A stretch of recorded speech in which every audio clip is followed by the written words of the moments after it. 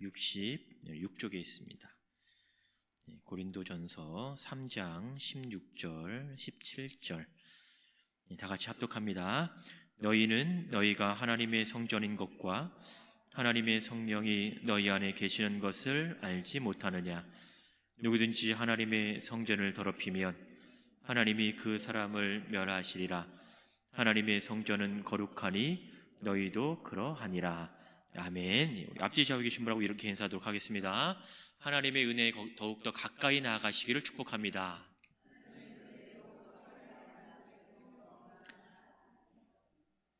한 번 더 인사할까요? 이번 한 주도 말씀으로 승리하시기를 축복합니다.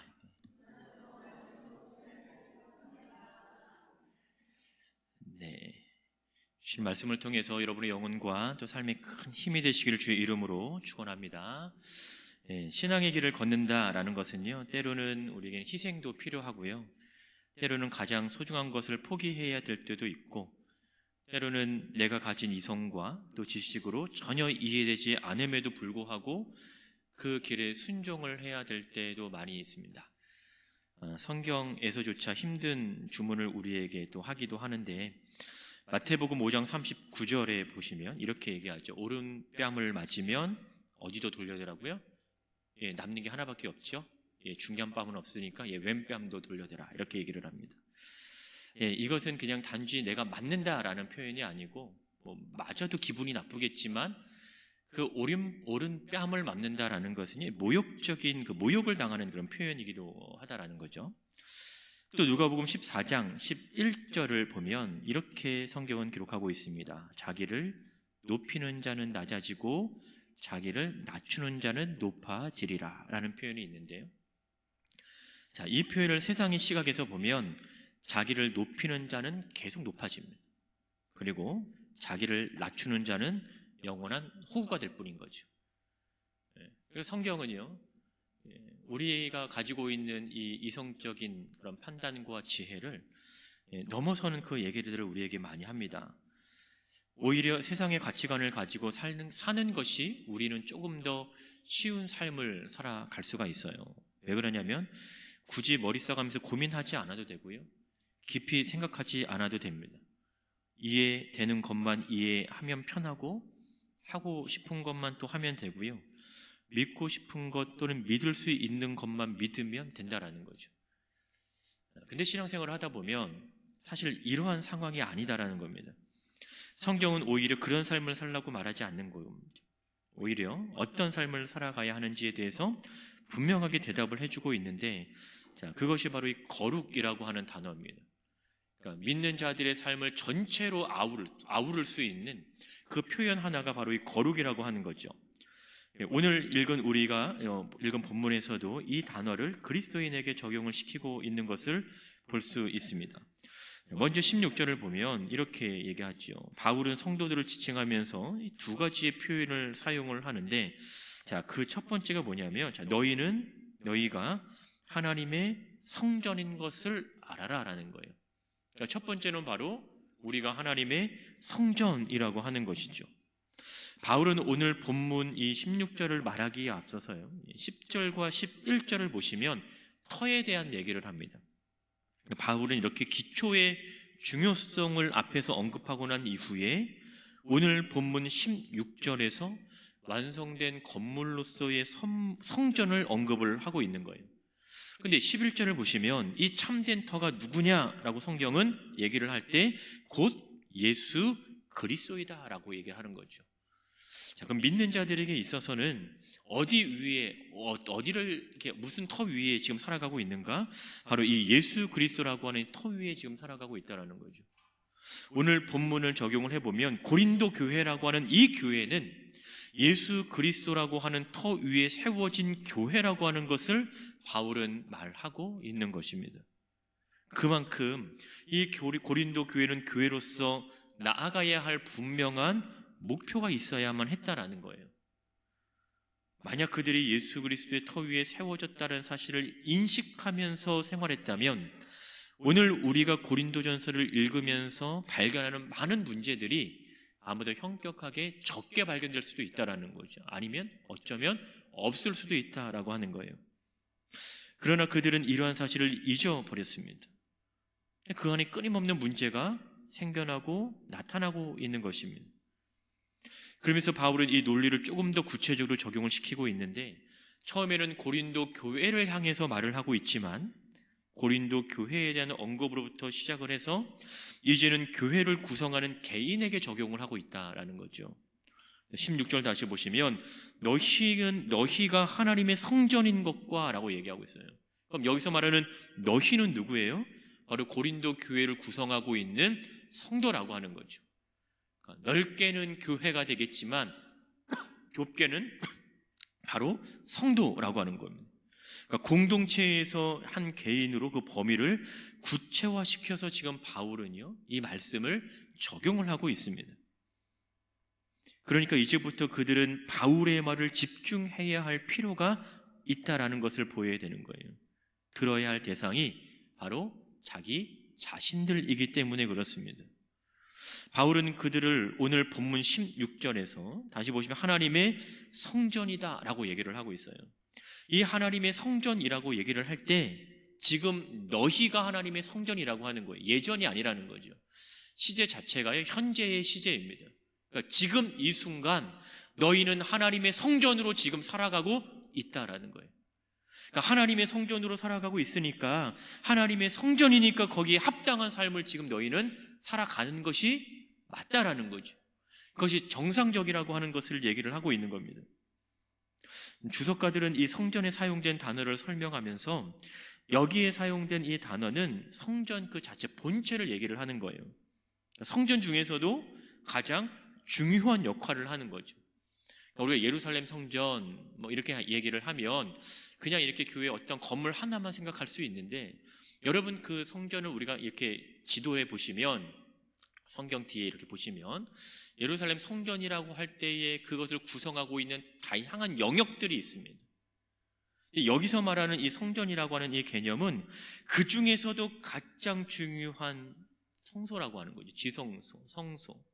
그러니까 마치 그 아주 중요한 부분을 일컫는 그 부분을 지금 여기에서는 성전이라고 얘기를 하고 있는 거예요. 근데 그 성전을 지금 누구라고 표현하는 거예요?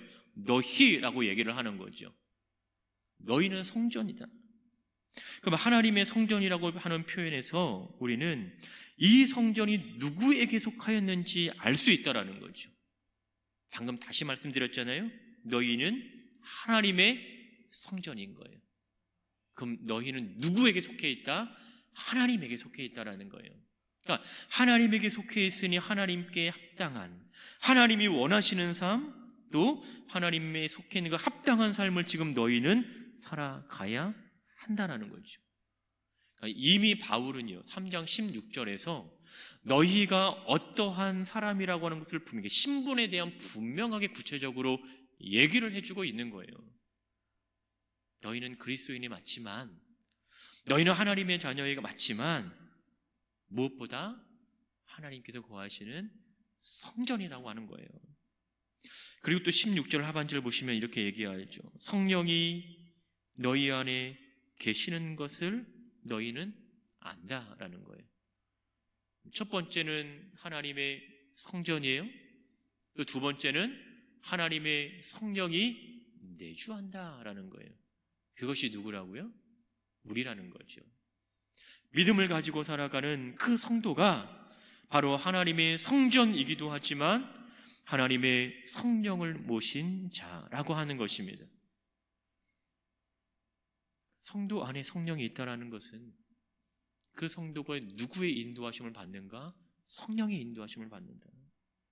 성령과 함께하는 삶을 살아간다. 성령께 인도함을 받는다라는 것은 인도하시는 대로 따라가는 거예요. 순종하는 거죠. 여러분, 일반적으로 신약에서는요, 성령께서 거하는 이 영적인 장소를 성전이라고 표현을 합니다. 그런데 이 성전이라고 하는 이 개념이 어디에 적용을 하고 있냐면, 신약에 넘어오면서 이 그리스도인의 공동체로 언급이 돼요. 또 그리스도인 개개인으로 이것이 적용이 되고 있는 것을 보게 되죠. 그런데 구약에서든 또 신약에서든 성전이 가지고 있는 중요한 특징이 하나가 있습니다. 성전, 그러면 임재라는 임재. 임재는요, 만남입니다. 누구와의 만남을 얘기할까요? 하나님과의 만남인 거예요. 내가 그리스도인으로 살아가는 것, 내가 성전으로 살아간다라고 하면 나의 삶 가운데, 또 내가 살아가는 영역 가운데, 또 나의 모습 가운데 늘 하나님과의 만남이 있는 곳이다라는 거죠. 그 만남을 여러분 경험하며 살아가고 계십니까? 그 만남을 여러분 소망하며 살아가고 계세요? 매일의 삶 가운데 여러분 하나님과의 그 만남이 기다려지십니까? 이것이 우리가 살아가는 모습인 거예요. 단순히 성도로 그리스도인으로 살아가는 그 모습이 아니라 매일의 나의 삶 가운데 그 하나님과의 만남을 우리가 기대하며 살아가는 것, 또 만남을 경험하며 살아가는 것이 바로 성전인 저와 여러분의 삶의 모습이라고 하는 것이죠. 그래서 오늘 본문에서도 너희 안에 계시는 이라고 얘기합니다. 하나님의 성령이 너희 안에 계신다라고 얘기하고 있어요. 이 계신다라고 하는 이 단어가 고린도전서 7장 12절을 보면 동일한 단어인데 어떻게 번역을 하고 있냐면 함께 살다라는 단어로 번역이 되고 있습니다. 결국은 하나님의 성령이 너희 안에 계신다라는 것은 하나님께서 너희와 함께 거주한다라는 거예요. 내주한다, 함께 산다라고 이렇게 얘기를 할 수가 있는 겁니다. 근데 이제 우리는 그것을 이제 종종 잊는 거죠. 근데 우리만 잊는 것이 아니었어요. 오늘 고린도 교회도 바로 이 사실을 잊고 있었던 것입니다. 근데 처음서부터 이들은 몰랐던 것이 아니라는 거죠. 이미 알고 있었어요. 알았는데 그것을 잊어버린 거죠. 그래서 바울은 16절을 질문으로 사실 끝내고 있습니다. 너희가 하나님의 성전인 것과 너희가 하나님의 성령이 너희 안에 계시는 것을 알지 못하느냐라고 이렇게 묻는 건데요. 이 물음에는요, 원래의 의미는 너희가 안다라고 하는 이 답이 정해져 있는 거예요. 다시 말하면 그들이 몰라서 묻는 것이 아니라고 하는 거죠. 너희는 이미 하나님의 성전인 것을 너희가 알고 있다라는 거예요. 너희는 이미 하나님의 성령이 너희 안에 거주한다는 걸 너희는 알고 있다라는 거죠. 그런데 까먹고 있는 거예요. 아예 처음부터 몰랐던 것이 아니었다라는 거죠. 그래서 바울은 이렇게 질문을 하면서 너희에게 지금 너희의 모습이 이렇다라는 것을 알려주고 있는 겁니다. 여러분, 그들은 자신들이 세상 속에서 그만큼 중요한 역할을 감당하고 있다는 사실을 잊어버린 거예요. 삶 속에서 나 하나의 역할이 크다라고 하는 사실을 잊었다라는 거죠. 좀 더 구체적으로 말하면 삶 속에서 그리스도인으로 살아가는 나라고 하는 이 역할, 많은 그리스도인들이 있으니까 그냥 나 하나쯤은 괜찮겠지가 아니라 많은 그리스도인들이 있어도 그 가운데 당신은 이라는 거죠. 그 가운데 여러분, 그 가운데 나는 어떠한 삶을 지금 살아가고 있는가? 나를 통해서 예수가 나타나고 있는가? 나를 통해서 복음이 전해지고 있는가? 나를 통해서 이 공동체가 믿음 가운데 세워지고 있는가? 그 중심에는요, 다른 사람이 아니고 옆 사람이 아니라 바로 내가 있어야 된다는 거죠. 여러분의 삶을 통해서 예수가 드러나고, 여러분의 삶을 통해서 복음이 전해지고, 여러분의 모습을 통해서 바로 이 공동체가 세워진다라는 것입니다. 여러분, 사람들이 무언가를 잊는다라는 것은 자신에게 있어서 그만큼 중요성을 느끼지 못할 때 일어나는 겁니다. 이것이 정말 중요하다고 생각을 하면요, 잊어버리지 않아요. 늘 기억하며 살아간다라는 거죠. 여러분, 다윗 아시잖아요? 사도행전 13장에 보면 이 다윗을 어떻게 표현하냐면 하나님께서 내 마음에 맞는 사람, 내 마음에 합한 사람 이렇게 표현을 합니다. 그런데 그러한 다윗도 하나님을 잊어버렸을 때 어떤 모습이 나타납니까? 하나님을 두려워하지 않는 마음이 생겨나기 시작한다는 거예요. 죄를 지으면서도 하나님을 두려워하지 않는 마음이 그의 마음에 생기기 시작했다라는 거죠. 그래서 이방 여인은 밧세바라는 여인에게 그의 마음을 빼앗겨 버립니다. 그리고 결국 하나님 앞에서 범죄하기 이르렀다라는 거죠. 하나님을 잊으면 세상 것이 우리의 눈에 들어오기 시작한다라는 거예요. 우리가 하나님을 믿고 살아가면 하나님의 것이 아닌 다른 것들이 우리 눈에 들어오기 시작한다라는 겁니다. 세상의 욕망이 눈에 들어오기 시작하고요, 쾌락이 눈에 들어오기 시작하고 명예가 눈에 들어오기 시작하는 거예요. 여러분 생활하시면서 하나님을 잊을 때 여러분의 시야에 무엇이 들어오는지 한번 생각해 보시기 바랍니다. 생각만 해보라고 얘기했어요. 실험하는 건 아니에요. 네. 하나님을 위한 삶이 나의 최우선의 삶이 되고 있는지, 아니면 나의 즐거움을 채울 수 있고 나의 욕망을 채울 수 있는 것이 나의 최우선의 삶이 되는지 한번 여러분 생각해 보시기 바랍니다. 여러분, 이것이 신앙의 가치를 잊을 때 나에게 나타날 수 있는 결과물이라고 하는 거예요. 내 삶 속에 하나님의 것으로 채워지지 않으면 결국 다른 무언가는 채워지겠죠. 근데 그 채워지는 것이 하나님의 것이 아니라고 한다면 우리가 과연 정말 그리스도인으로 살아갈 수 있을까? 하나님의 은혜 점점 가까이 나아갈 수 있을까? 그 말씀에 우리가 귀를 기울일 수 있을까? 여러분, 하나님의 것으로 여러분의 삶을 채우시길 주의 이름으로 축복합니다. 여러분, 하나님의 것으로 여러분의 영혼을 채우시기를 여러분 주의 이름으로 축복합니다. 여러분, 나라고 하는 이 정체성을 잊어버리면 그때부터는 삶의 방향도 잃어버리게 된다는 거예요. 여러분, 성령이 내 안에 내주하신다라는 것은 내가 성령의 인도하심을 받으며 살아간다라는 겁니다. 성령에 이끌려가는 삶을 얘기하는 거예요. 이끌려간다라는 것은 철저하게 수동적인 삶인 거죠. 이 수동적인 삶이 무기력한 삶을 얘기하는 것이 아닌 거예요. 내 삶을 포기한 삶이 아니라 성령께서 내 안에 내주하시니, 내가 하나님을 나의 구주로 모셨으니 내 의지가 아니라, 내 뜻이 아니라 하나님께서 인도하시는 대로, 성령께서 이끄시는 대로, 성령께서 보내시는 대로, 이것이 바로 저와 여러분의 삶이 되어야 할 것입니다. 여러분, 능동형의 삶을 살아가면 내 생각, 내 방법, 내 지식, 내 가치 등등이 우선된다라는 거예요. 성령의 이끌림을 받을 수 없는 상태가 된다라는 거죠. 그래서 적어도 그리스도인들은 신앙적인 측면에 있어서는 능동형이 아니라 수동형의 삶을 살아가야 된다라는 것입니다. 그래야 내가 아닌 하나님, 그래야 내가 아닌 예수님, 그래야 내가 아닌 성령님이 주인 되시는 삶을 살아갈 수 있을 줄을 믿습니다.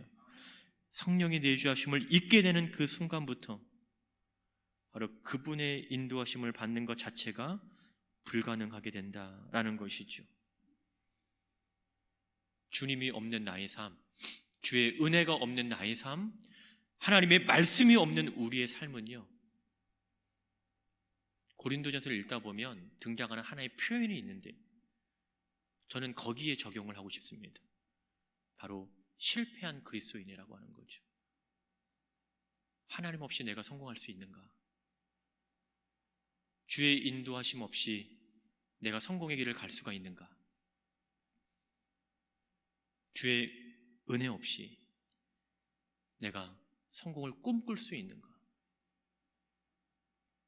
여기서의 성공은요, 무언가 외적으로 풍부함을 누리기 위한 그것이 아니라 그리스도인으로 살아가는 그 삶의 성공입니다. 바울은 분명하게 얘기했어요. 예전에 고린도전서 6장에도 제가 말씀을 하면서 바로 바울이 말하는 성공과 실패는 그리스도인으로 살아가느냐 그렇지 못하느냐가 바로 성공과 실패의 갈림길이라고 얘기를 했습니다. 오늘 우리는 어떠한 모습으로 살아가고 있는지, 오늘 우리는 무엇을 추구하며 살아가고 있는지, 우리는 오늘 무엇을 바라며 살아가고 있는지 우리 스스로를 한번 돌이켜볼 필요가 있습니다. 여러분, 본문을 보면 이러한 자신의 신분을 잊고 살아가는 자들에게 바울은 좀 더 강하게 얘기를 하고 있습니다. 17절 보시면 누구든지 하나님의 성전을 더럽히면 하나님이 그 사람을 멸하시리라 라고 얘기합니다. 더럽힘의 결과가 멸한다라고 나타납니다. 하나님의 성전은 하나님께서 거하시는 거룩한 장소이기 때문에 바로 성전을 더럽힌다라는 것은 하나님을 더럽히는 것과 마찬가지죠. 성경은 하나님께서 그를 멸하신다라고 분명히 얘기합니다. 신기하게도 여러분, 누구든지 하나님의 성전을 더럽히면, 더럽히다라고 하는 단어와 하나님이 그 사람을 멸하시리라, 멸한다라는 단어가 같은 단어입니다. 동일한 단어를 한글 성경에서는 더럽히다라고 한 번은 해석했고 한 번은 멸하다라고 생각을 한 거예요. 번역을 한 거예요. 그러니까 더럽히면 깨끗해질 수 있잖아요. 청소하면 깨끗해지겠죠. 근데 더럽힘의 의미가 아닌 거예요. 더 강한 의미가 있는 거죠. 멸한다라는 겁니다. 완전히 파괴해버린다라는 거예요. 즉 성전을 더럽히는 것은 성전을 파괴하는 것과 같다. 성전으로 살아가는 내가 더럽혀지면 나는 완전히 파괴가 된다는 거예요. 단순히 청소하면 깨끗해지는 그러한 정도를 인식할 것이 아니라고 하는 거죠. 그만큼 성도로서의 나라고 하는 존재는 가벼이 여길 수 없는 존재. 너희가 하나님의 성전인 것을 알아야 된다. 그 성전을 더럽히는 그 순간 그 성전을 파괴하는 것과 같다. 우리는 우리가 하나님의 거하시는 성전으로 살아간다라는 것이 얼마나 귀하고 감사한 이 일인지 우리는 기억해야 할 것입니다. 그러나 하나님이 안 계신다라고 하는 것은 곧 우리가 우리 스스로를 파괴하는 것과 같다라는 거죠. 하나님이 없는 나의 삶은 결국 죄로 인해서 철저히 무너져 내버리는 그러한 상태이기도 하다라는 거죠. 여러분, 죄로 인해서 철저하게 파괴된 상태. 이거를 영화의 한 장면에 비유를 해보자면 전쟁 영화 같은데 여러분 보신 적 있으시겠죠? 요즘 같은 이런 모습 말고 예전에 막 포탄 터지고 막 이러는 그런 영화들 한번 기억해 보시면 포탄이 막 여기저기 날아와서 막 터집니다. 그래서 황폐하게 된 그 검은 땅에 대조적으로 흰 연기가 이게 싹 피어 오르는, 상상이 될지 모르겠지만요, 그 연기가 이제 사라져 버리는 거죠. 모든 것이 다 파괴가 돼버린 상태인 거예요. 이런 장면을 보면 느끼는 것이 있습니다. 저는요, 그런 장면 볼 때마다 그 안엔 희망이 없다라는 거예요. 기대가 없다라는 거죠. 소망이 없다라는 겁니다. 뭘 해보고 싶어도 엄두도 안 나고요. 아예 그런 생각조차 들지도 않은 그런 상태가 완전히 파괴되어 버린 그런 상태라는 거죠. 여러분, 그리스도인에게 하나님이 없는 상태는 바로 그러한 상태가 아닐까라는 생각이 듭니다. 상상해서도 안 되겠지만 상상도 할 수 없는 그런 모습이라는 겁니다. 그래서 바울은 오늘 본문 마지막에 고린도 성도들에게 한 가지 얘기하는 것이 있어요. 17절 하반절 보시면 하나님의 성전은 거룩하니 너희도 그러하니라. 하나님의 성전이 거룩하니 너희도 거룩하다라는 거예요. 근데 여기에서 사용된 이 거룩하다라고 하는 이 동사가요, 다 현재라는 거죠. 하나님의 성전은 지금 거룩하다. 그러면 너희도 지금 어떠하다? 거룩하다라는 거예요. 거룩해질 것이 아니라 지금 거룩한 상태인 너희를 바라봐야 할 것이라는 거죠. 베드로전서 1장 15절을 보시면 오직 너희를 부르신 거룩한 이처럼 너희도 모든 행실에 거룩한 자가 되라 말씀하십니다. 거룩한 그분이 우리를 부르셨고 우리가 그 부르심에 순종하였다면 당연히 그분의 뜻에 따라 생활하는 것이 정상적이죠. 나의 형편이나 상황이 우선적인 고려의 대상이 아니라 우리를 부르신 그분의 뜻이 우선적 고려의 대상이라고 하는 것을 우리는 잊지 말아야 할 것입니다. 오늘 본문에서 너희는 지금 거룩하다라는 거예요. 현재 거룩한 그것을 유지하면서 지키면서 그 거룩하게 살아가야 할 것이 바로 우리가 져야 할 의무라고 하는 것이죠. 결국 오늘 본문에서는요, 바울은 단순히 너희는 그리스도인인 것을 잊지 말라라고 이야기하는 것이 아닙니다. 오늘 바울의 전개를 우리가 이렇게 정리해 볼 수 있겠죠. 너희는 하나님의 성전이다. 그래서 성령이 너희 안에 너희를 이끌고 계신다. 그렇다면 성령이 이끌려 살아가는 너희의 삶은 당연히 거룩한 삶을 살아가고 있다는 거예요. 거룩한 삶이란 그분의 뜻에 맞게 살아가는 것입니다. 거룩한 삶이란 하나님의 말씀에 순종하는 삶을 살아가는 것이죠. 바울은 이러한 거룩한 삶을 살아가기를 원하는 자들에게 두 가지를 제시를 합니다. 디모데전서 4장 5절에서 말씀과 기도로 거룩하여짐이라. 여러분 안에 말씀이 있습니까? 여러분 안에 말씀이 있어요?